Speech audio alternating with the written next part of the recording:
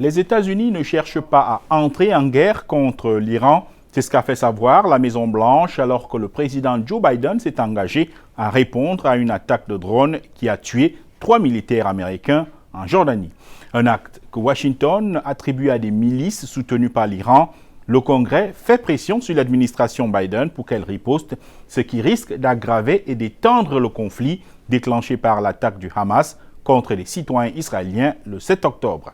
Reportage d'Anita Powell de la VOA, récit Nani Kalandi. La Maison-Blanche est sous pression pour réagir contre une attaque de drone qui a tué dimanche 3 soldats américains en Jordanie. Washington l'attribue à des milices soutenues par l'Iran qui opèrent en Syrie et en Irak. Des responsables de l'administration Biden se disent convaincus que l'Iran est à l'origine de l'attaque, sans donner de détails ni préciser ce qu'ils vont faire. Je ne vais pas télégraphier des coups de poing depuis le podium. Je ne vais pas non plus me mettre devant le président ou ses décisions. Comme il a dit hier, nous répondrons.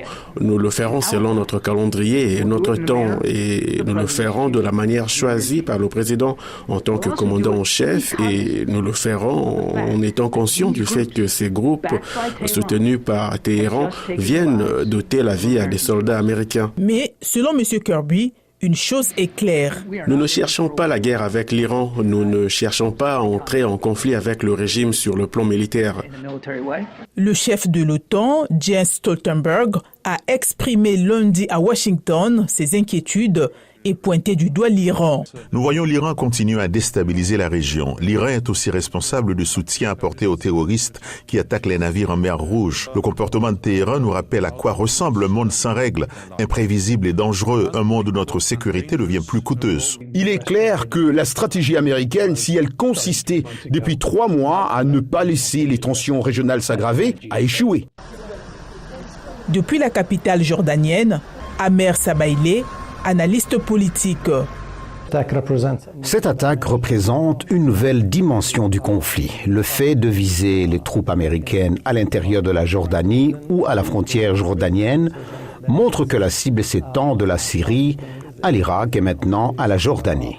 Et quelle va être la réponse américaine ?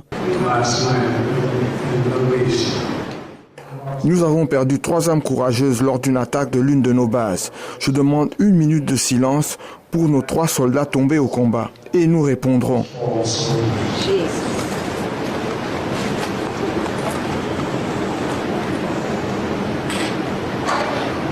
Que Dieu vous bénisse tous. Tout repose sur les épaules du président Biden.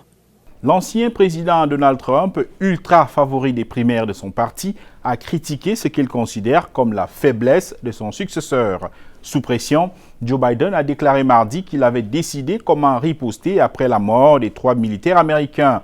Le démocrate de 81 ans n'a pas donné plus de détails lors d'un échange rapide avec les journalistes. Interrogé au sujet de Téhéran, il a dit « Je les tiens pour responsables dans la mesure où ils fournissent les armes aux gens qui ont fait ça », en l'occurrence des combattants pro-Iran, responsables selon Washington de l'attaque meurtrière. Reste maintenant à voir quelle forme prendront les représailles américaines. Mohamedou Oumfa, VOA Afrique, Washington.